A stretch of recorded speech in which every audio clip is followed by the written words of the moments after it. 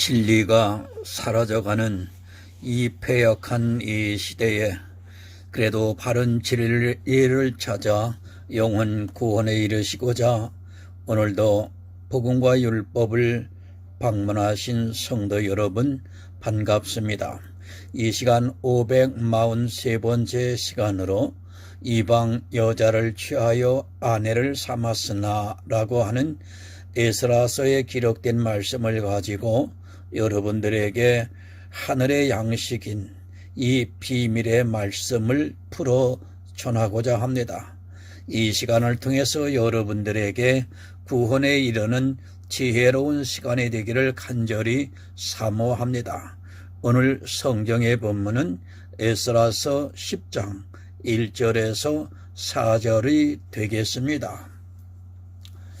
여호와가 하나님의 전 앞에 엎드려 울며 기도하여 죄를 자복할 때에 많은 백성이 심히 통곡하며 이스라엘 백성 중에서 백성의 남녀와 어린아이의 큰 무리가 그 앞에 모인지라 엘람 자손 중 여히엘의 아들 스가냐가 에스라에게 이르되 우리가 우리 하나님께 범죄하여 이 땅 이방 여자를 취하여 아내를 삼았으나 이스라엘에게 오히려 소망이 있나니 곧 내 주의 교훈을 쫓으며 우리 하나님의 명령을 떨며 준행하는 자의 의논을 쫓아 이 모든 아내와 그 소생을 다 내어보내기로 우리 하나님과 언약을 세우고 율법대로 행할 것이라. 이는 당신이 주장할 일이니 일어나소서. 우리가 도우리니 힘써 행하소서. 사랑과 은혜가 많으신 아버지 하나님 감사합니다. 이 시간도 하늘의 생명의 말씀, 영혼 구원에 대한 이 비밀의 말씀을 풀어 전할 수 있도록 인도해 주심을 감사합니다. 에스라서입니다. 에스라의 통곡의 기도입니다. 그는 이스라엘이 종교가 되었기 때문에 통곡하는 것이었습니다. 다시 말씀을 하면 에스라가 울면서 기도하는 이유는 이스라엘이 이방 여인과 혼인을 한 것을 보고 에스라는 엎드려 울며 죄를 자복하고 있습니다. 왜 이방의 사상이 이스라엘에게 들어왔다고 하는 그 사실을 가지고 기도를 하고 있습니다. 이 시대 교회 내에 바알의 신이 자리 잡고 있으나 이것을 위해 기도하는 하나님의 사람이 이 시대는 사라지고 없습니다. 하나님, 정말 이 시대에 대한민국의 기독교라고 하는 이 교회를 하나님 앞에 기도하는 바른 복음자가 얼마나 있는지 심히 안타까움 속에서 하나님 오늘 이 말씀을 풀어 전하고자 합니다.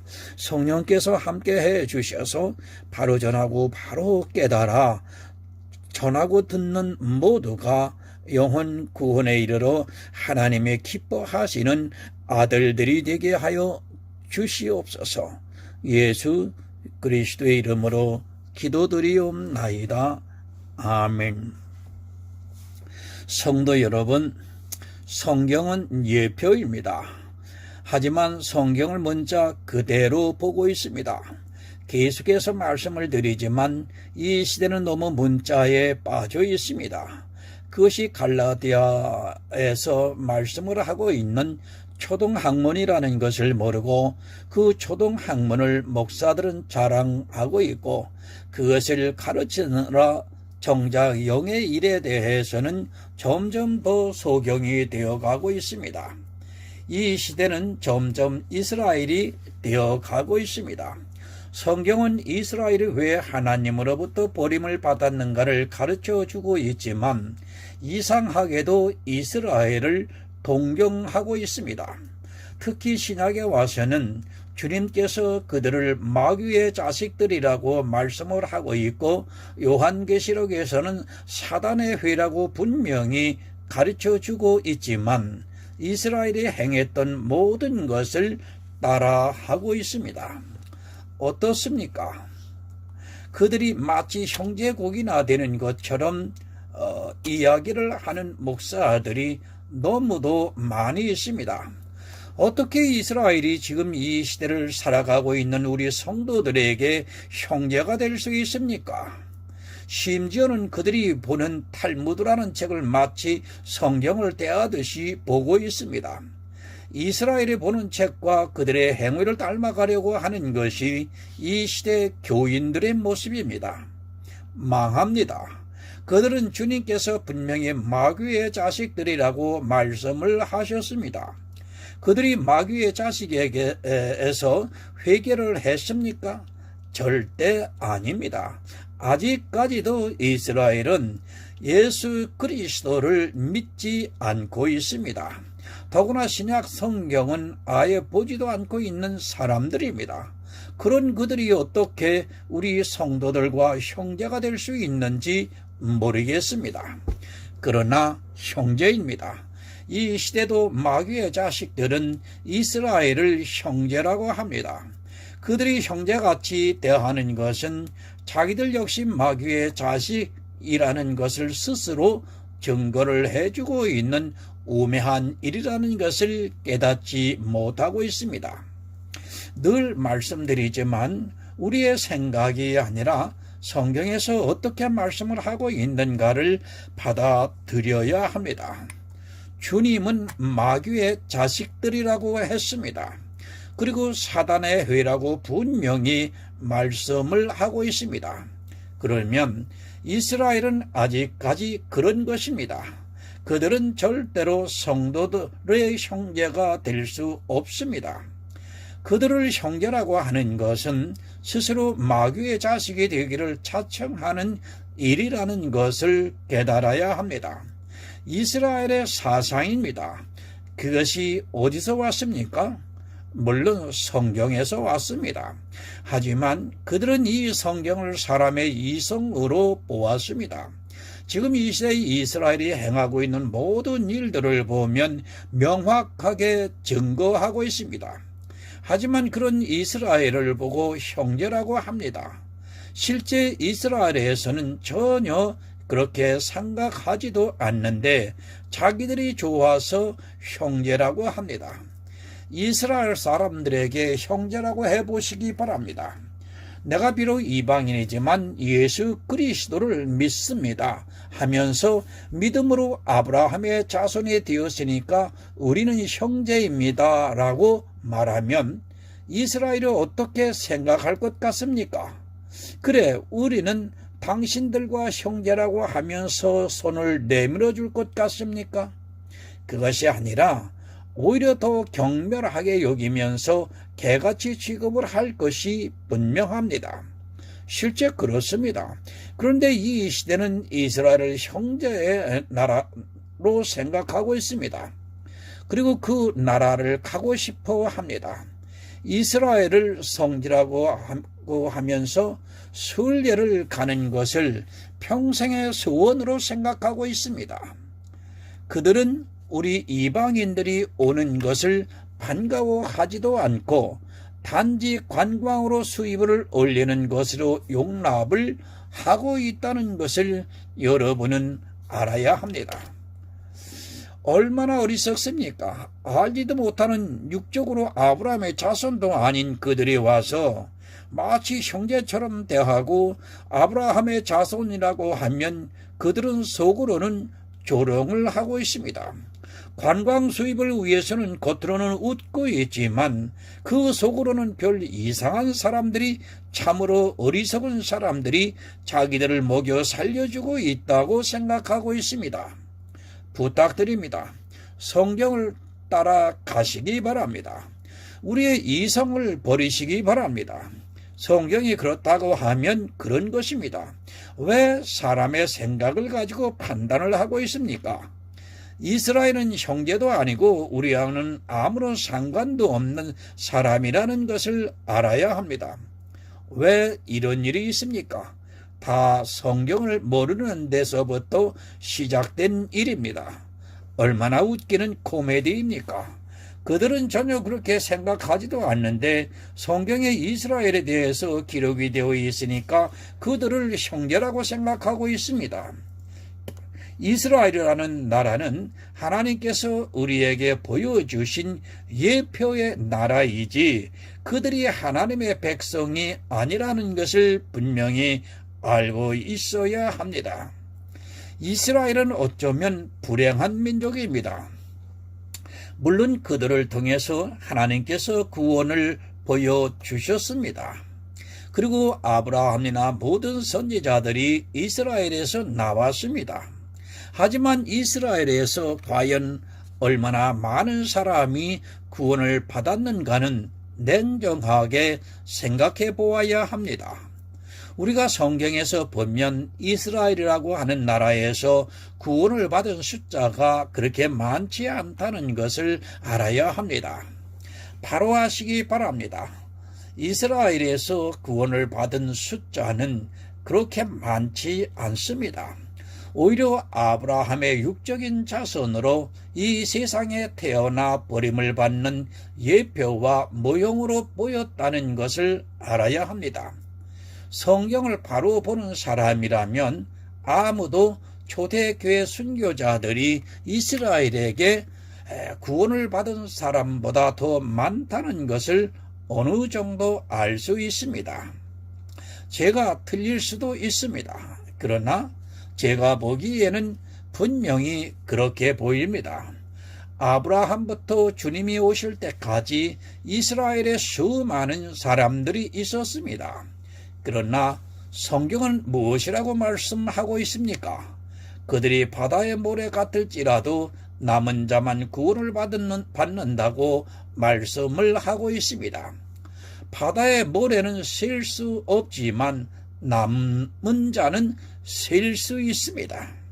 그것이 이스라엘입니다. 그럼 이방은 어떻다고 생각합니까? 제가 보기에는 역시 이방도 마찬가지라고 생각이 되고 있습니다. 솔직히 초대교회를 제외하면 과연 구원을 받은 성도가 얼마나 되었을까 생각해 봅니다. 아마도 우리가 셀 수 있을 정도의 사람이라고 생각합니다. 역사적입니다. 물론 이제까지 예수 그리스도를 믿는다고 한 사람들은 적어도 수십억 명 이상은 될 것입니다. 하지만 역시 그 중에서 구원을 받은 사람은 남은 자입니다. 우리가 충분히 셀 수 있는 남은 자가 구원을 받았다는 것을 알아야 하고 또 이 시대도 역시 마찬가지라는 것을 분명히 알고 있어야 영생에 대해서 하나님께 구할 수 있습니다. 고린도전서 10장 11절을 보겠습니다. 저희에게 당한 이런 일이 거울이 되고 또한 말세를 만난 우리의 경계로 기록하였느니라. 여러분, 이스라엘입니다. 그들은 우리의 거울입니다. 거울이라는 것을 잘 생각하시기 바랍니다. 거울은 있는 그대로를 보여주고 있습니다. 이스라엘이 그랬다면 우리 이방인도 그렇다는 말씀입니다. 성경은 우리에게 이렇게 다 자세히 가르쳐 주고 있지만 사람들은 성경을 보면서도 깨닫지를 못하고 있습니다. 이스라엘만 그런 것이 아닙니다. 그것은 이 시대를 살아가고 있는 우리에게 거울이라는 말씀입니다. 이스라엘이 했던 모든 일들을 우리가 이 시대에 똑같이 하고 있다는 것을 바로 깨달아야 합니다. 하지만 이 시대는 이 거울을 보면서도 그 거울 속에 있는 자기는 보려고 하지 않고 있습니다. 이스라엘이 했습니까? 그럼 이 시대 우리도 역시 똑같이 하고 있다는 말씀입니다. 다윗이 밧세바의 아내와 간음을 했습니까? 역시 이 시대를 살아가고 있는 내가 간음을 하고 있다는 것을 알아야 합니다. 이것이 거울입니다. 만약에 이스라엘이 한 것이 이 시대에 그대로 나타나지 않고 있다면 그것은 거울이라고 말할 수 없습니다. 이스라엘이 바알을 섬겼습니까?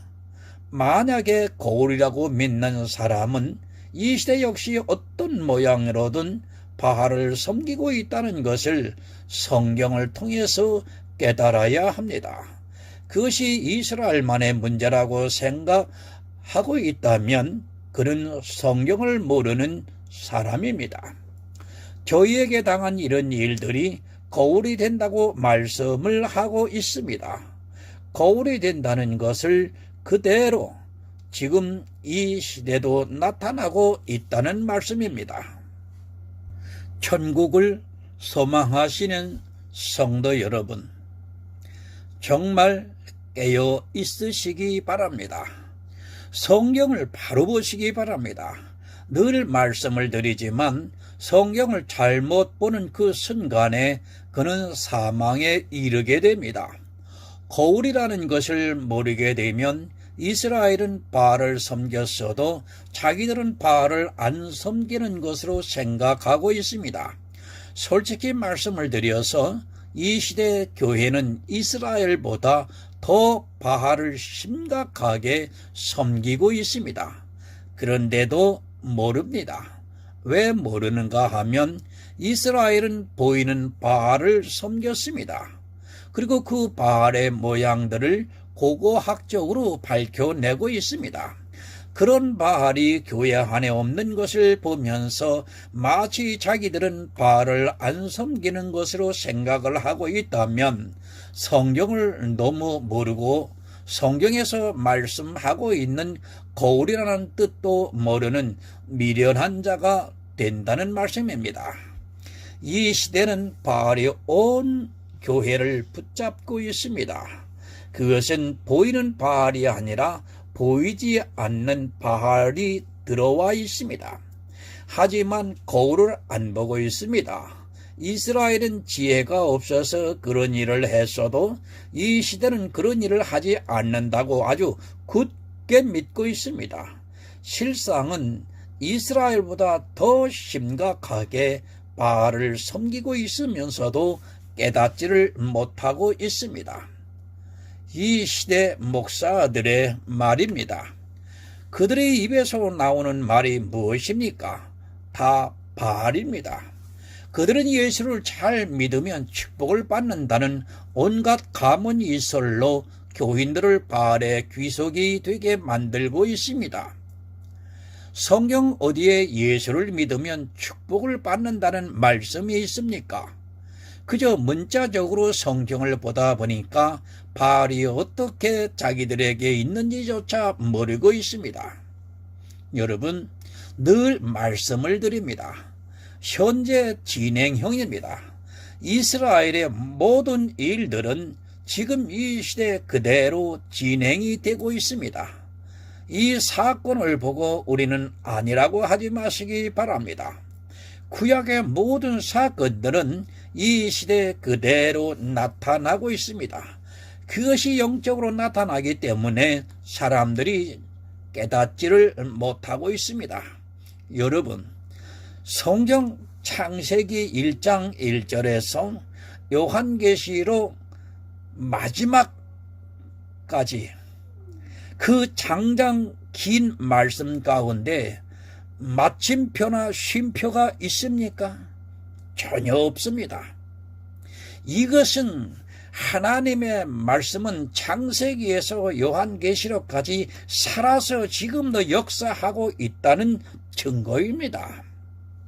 목사들이 바알이 없으면 설교도 못합니다.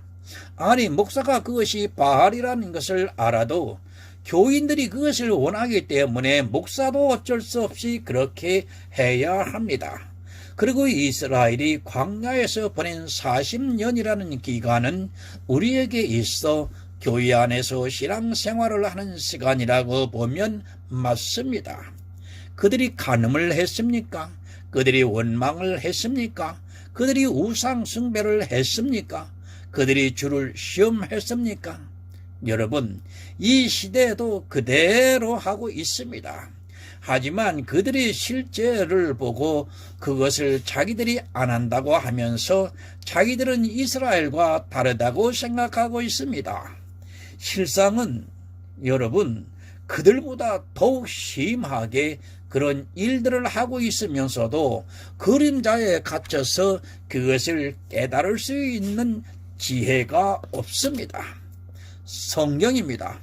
왜 우리에게 이 성경을 주셨습니까? 물론 이 성경에서 예수를 믿어 영생을 얻으라고 주셨습니다. 그러나 우리의 예표가 되는 이스라엘을 통해서 왜 그들이 하나님으로부터 버림을 받았는가를 알아야 합니다. 하지만 성경을 보면서 그들의 잘못은 어느 정도 알고 있으면서도 그것을 내가 하고 있다는 생각을 하지 않고 있습니다. 아니, 모릅니다. 바알이 어디에 있는지 모르고 있습니다. 아니, 바알이라는 것이 교회 안에 없다고 생각하고 있습니다. 그러나 이 시대는 바알이 없는 교회가 없다는 것을 여러분 바로 알고 있어야 합니다. 그렇게 이스라엘에게 우상으로 보였던 바알이 이 시대 교회 안에 가만히 들어와 있는데도 사람들은 그 바알을 섬기는 것을 너무 좋아하고 있고 바알에게 기도를 하고 있습니다. 마찬가지입니다. 성경의 모든 사건은 이 시대의 예표입니다. 그것은 구약은 말할 필요도 없지만 신약 역시도 마찬가지라는 것을 알아야 합니다. 이제 더 이상 선지자는 없습니다. 성경을 더 기록할 선지자가 없다는 말씀입니다. 그러면 이제는 우리가 성경을 통해서 알아가야 합니다. 이제는 성경의 모든 사건들이 그대로 일어난다는 것을 받아들이고 성경을 보아야 합니다. 이스라엘이 포로로 잡혀갔습니다. 바벨론에 의해서 포로가 되어 이방 땅으로 갔습니다. 그리고 예루살렘은 황폐화되었고 그렇게 70년이라는 시간이 지나갔습니다. 그런데 하나님께서는 그들에게 약속을 해 주셨습니다. 70년 동안 포로로 있다가 이방의 고레스라는 왕이 나타나면 너희를 다시 돌려보내 주시리라고 하신 그대로 이스라엘은 포로에서 돌아왔습니다. 그것이 에스라, 느헤미야, 에스더입니다. 그들이 포로에서 돌아와서 여러 가지 문제들이 있었습니다. 사실 70년이라는 기간은 이 세대만의 일입니다. 그러니까 한 세대가 거의 지나갔다는 말씀입니다. 사람이 태어나자마자 포로로 갔으면 나이가 70이 되어 돌아온다는 말씀입니다. 성경 오늘 본문 1절을 보겠습니다. 에스라가 하나님의 전 앞에 엎드려 울며 기도하여 죄를 자복할 때에 많은 백성이 심히 통곡하며 이스라엘 중에서 백성의 남녀와 어린아이의 큰 무리가 그 앞에 모인지라. 세 번역을 보겠습니다. 에스라가 하나님의 전 앞에 엎드려 울면서 기도하여 죄를 자복하자 이스라엘 사람도 남자 여자 어린아이 할 것 없이 많은 무리가 에스라 주변에 모여서 큰 소리로 슬피 울었다. 여러분, 왜 울었습니까? 이스라엘이 포로로 가서 혼혈이 되었습니다. 사실 70년이라는 기간을 생각하면 이것이 울 일이 아닙니다. 우리나라도 불과 일본에 의해서 36년 동안 강점이 되었는데도 어떻게 되었습니까?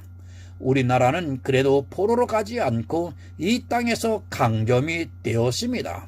그런데도 우리가 상상할 수 없는 많은 일들이 있었습니다. 일본인들이 어떻게 했습니까? 그들이 무슨 짓을 하든지 솔직히 살인이라는 죄만 범하지 않으면 거의 다 그대로 용납이 되었고 우리나라 사람들의 힘으로는 그들을 막을 방법이 없고 그대로 당해야 했습니다. 그런데 포로로 가서 70년을 이방의 땅에서 살았다고 생각해 보시기 바랍니다. 물론 그 중에는 에레미야로 하신 약속을 믿은 사람도 있었습니다. 그러나 그것을 알지 못하고 있던 사람들도 있었습니다. 그래서 자기들이 언제 돌아갈지를 몰랐고, 아니, 죽을 때까지 자기 자손들이 대대로 그 땅에서 살아야 한다고 생각할 수 있습니다. 그런 그들이 혼인을 할 때 여러 가지 문제가 생겼습니다. 분명히 율법에는 이방 여인과 혼인하지 말라고 말씀을 하고 있습니다. 포로에서 돌아왔습니다. 그런데 그들 중에 이방 여인과 혼인을 한 사람들이 있었습니다. 물론 분명히 율법에는 그들과 혼인하지 말라고 말씀을 했습니다. 이런 말씀들 때문에 이 시대도 참으로 안타까운 일들이 벌어지고 있습니다. 특히 더 율법적인 여자들이 남자들과 혼인을 할 때 그 조건으로 예수 그리스도를 믿으라고 말하고 있습니다. 서로가 사랑합니다. 그런데 안 믿겠다고 할 사람이 있습니까? 그 여자에게 눈에 콩깍지가 끼었는데 어떻게 안 믿는다고 할 수 있습니까? 그리고 혼인을 해서 함께 교회 다니면서 아주 자랑스럽게 생각하는 사람들이 있습니다. 이것이 바로 초등학문이라는 것을 여러분 깨달아야 합니다. 성경의 이 말씀이 지금 실제 우리가 예수를 안 믿는 사람과 혼인을 한 것으로 죄를 범했다고 하면서 에스라가 울면서 기도하면서 죄를 자복하고 있는 것입니까? 착각하지 마시기 바랍니다. 이미 그 율법은 다 폐하여졌습니다. 이것을 보고 마치 그 율법대로 하려고 하는 사람이 있다면 그는 반드시 사망에 이르게 될 것입니다. 초대교회 사도 바울이 무엇을 말씀을 합니까? 너희의 믿지 않는 남편이나 아내가 있을 때 어떻게 하라고 가르쳐주고 있습니다. 느헤미야서 3장 26절을 보겠습니다. 또 이르기를 옛적에 이스라엘 왕 솔로몬이 이 일로 범죄하지 아니하였느냐? 저는 열국 중에 비길 왕이 없어 하나님의 사랑을 입은 자라. 하나님이 저로 왕을 삼아 온 이스라엘을 다스리게 하셨으나 이방 여인이 저로 범죄케 하였나니. 솔로몬 왕이 혼인을 했습니다. 그런데 그가 워낙 부강하고 그 당시 패권 국가였기 때문에 이방 여인들과 정략적으로 혼인을 많이 하게 되었습니다.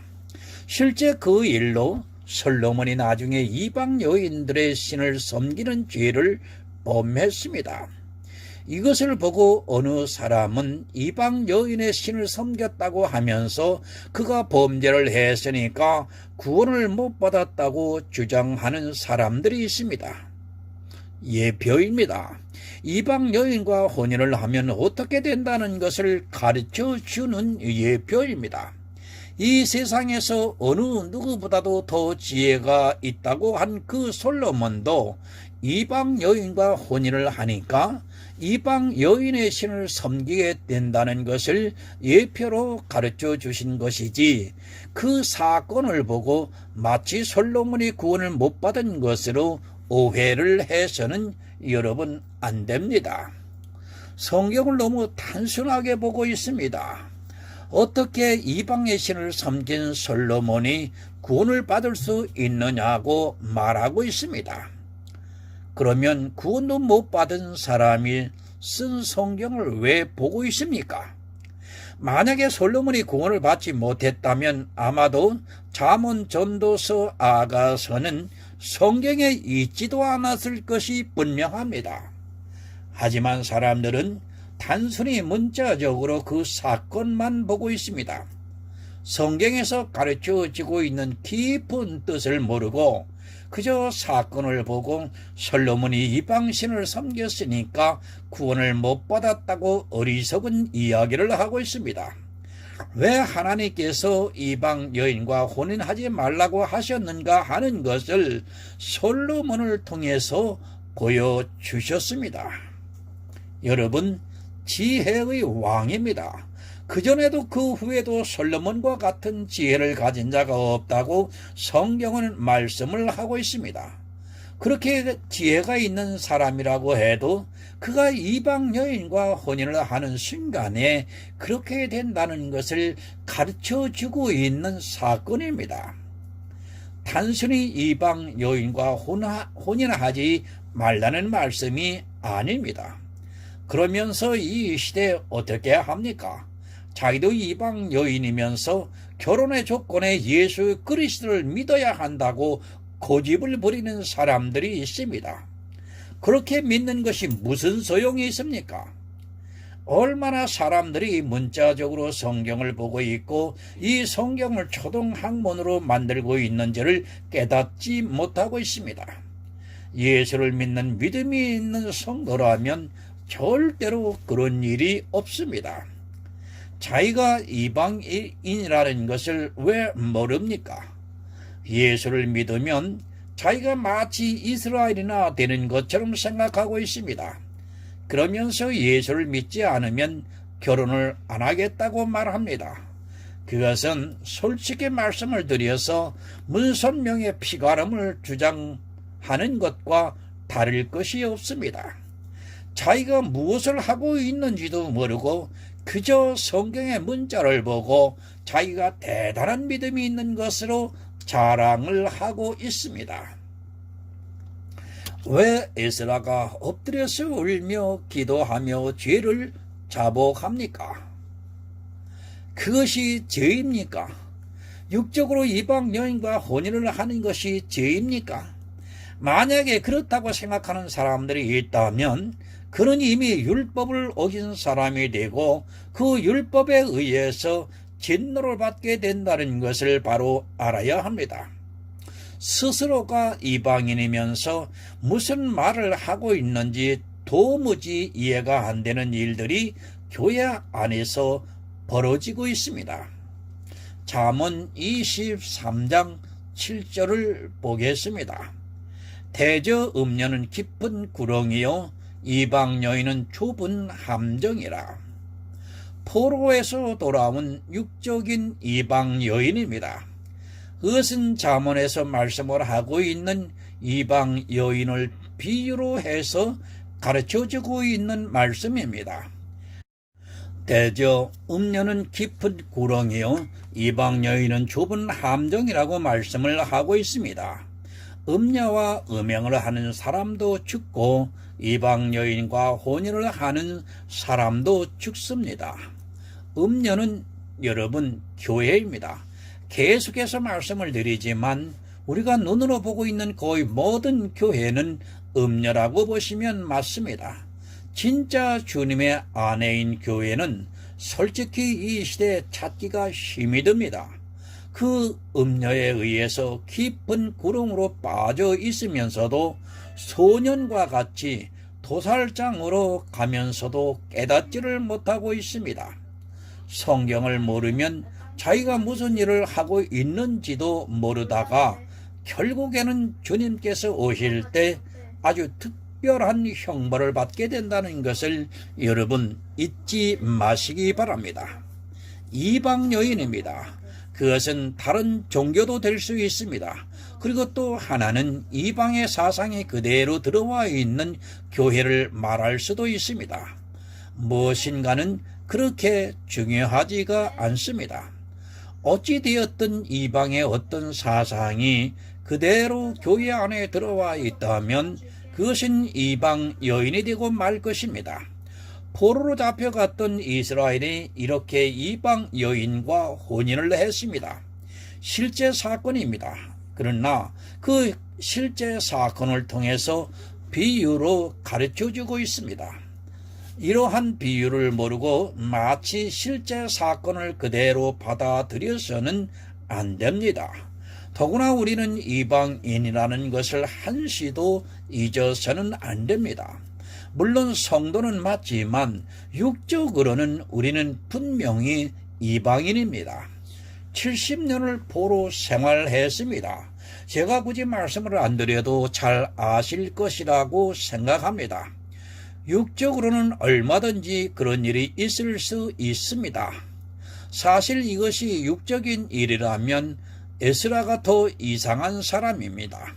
하지만 실제 육의 일을 통해서 이방 여인에 대해서 말씀을 하고 있습니다. 이방 여인입니다. 우리가 살고 있는 곳에 있는 사상의 종교입니다. 그런 종교에 빠지면 그것은 죄가 됩니다. 사망을 당하는 죄라는 말씀입니다. 이스라엘이 이 죄를 지었기 때문에 에스라가 엎드려 울면서 기도하면서 죄를 자복하고 있습니다.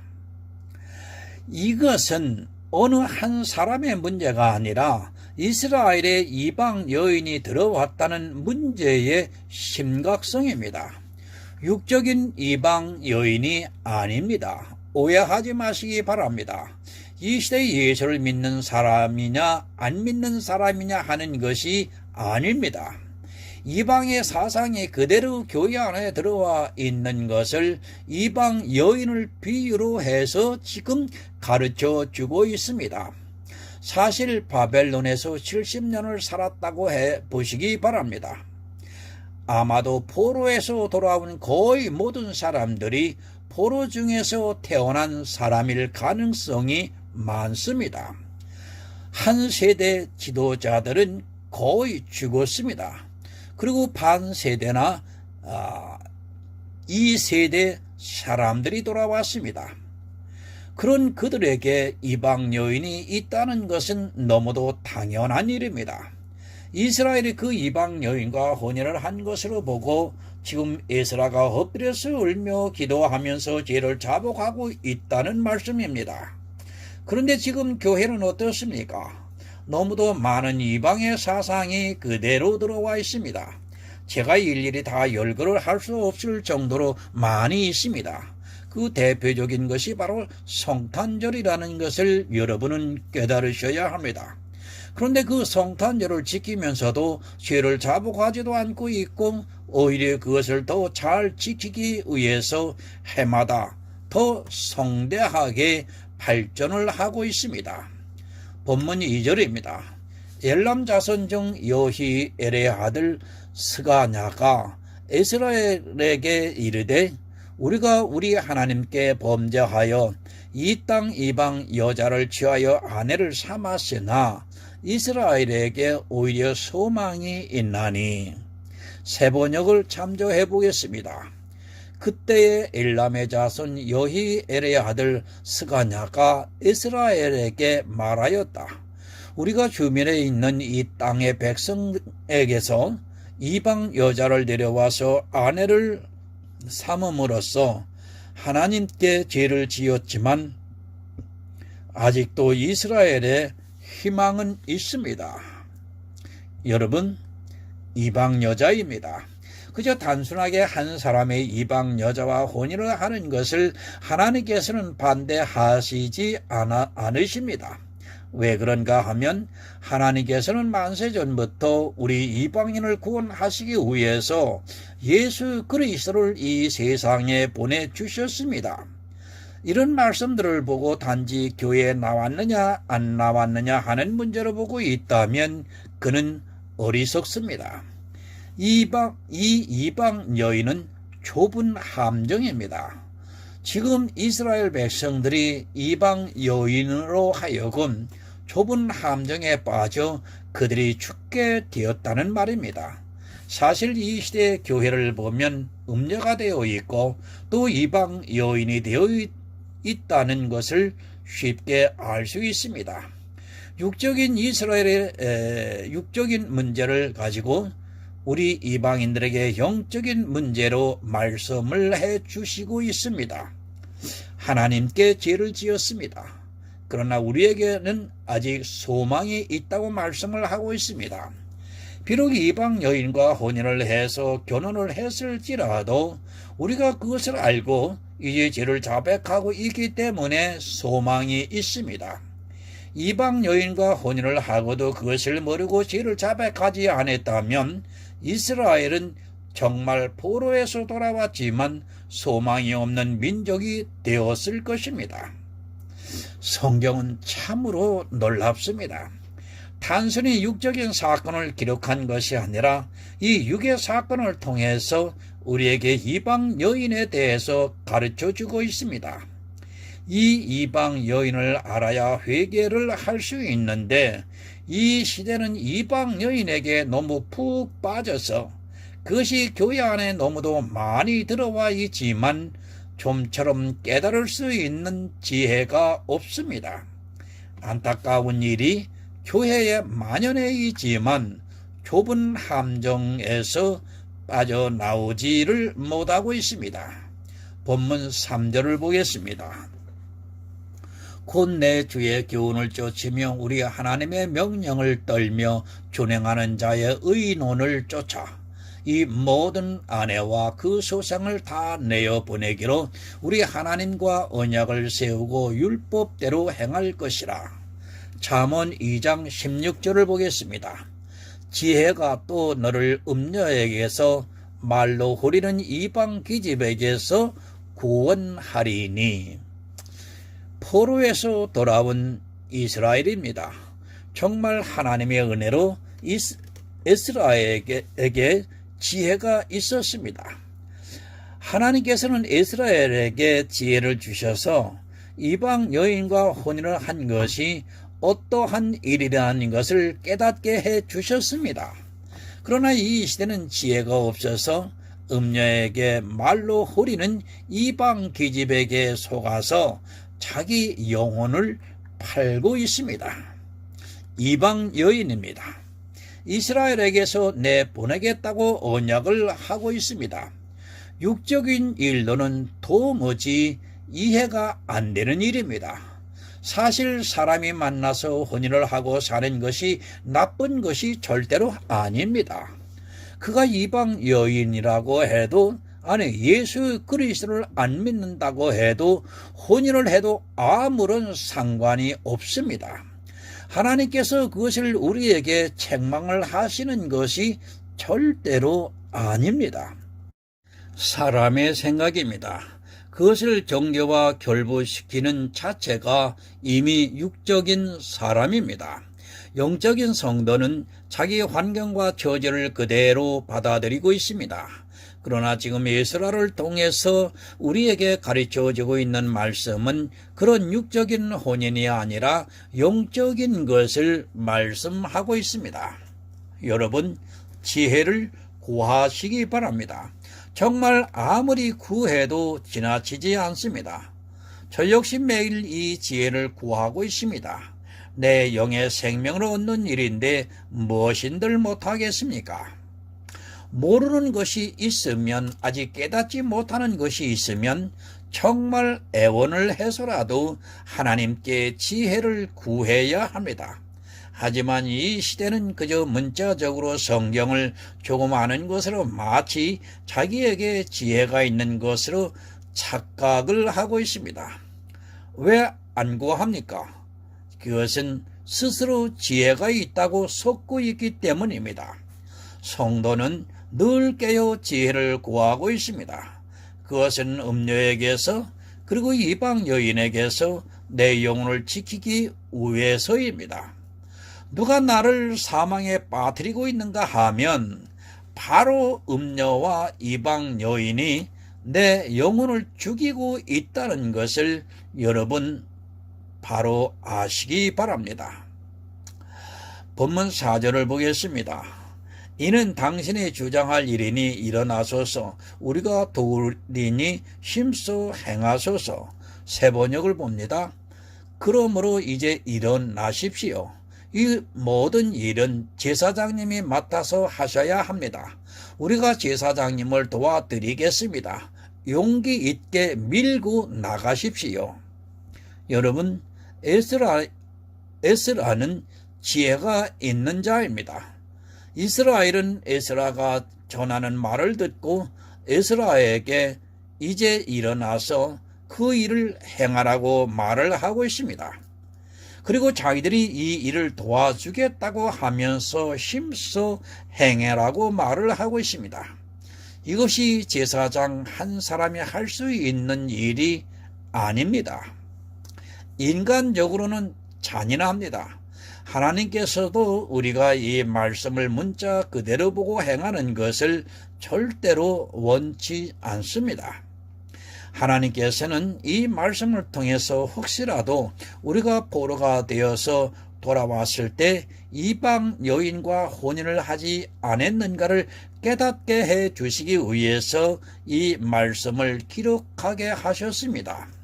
하지만 불행하게도 이 시대는 음녀에게 그리고 이방 계집에게 모두가 사로잡혀 있습니다. 망하는 길입니다. 반드시 우리 안에서 이방 여인과 그에게서 난 아들들을 쫓아내야 합니다. 그것을 육적으로 하라는 것이 절대로 아니고 영적으로 우리 교회 안에 이방의 사상이 그대로 들어와 있다면 정말 육의 아내와 아들을 쫓아내는 것 같은 고통이 있을지라도 그렇게 해야 한다는 것을 말씀하고 있습니다. 성도 여러분, 영혼 구원을 사모하십니까? 지혜를 구하시기 바랍니다.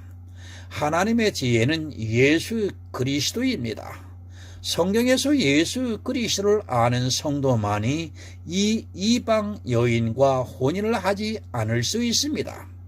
오직 예수 그리스도를 믿고 영혼이 구원을 받아 주님께서 다시 오시는 그날에 영접을 받아서 천국에서 모든 축복을 누리시기를 예수 그리스도 이름으로 부탁드립니다. 하나님 아버지 감사합니다.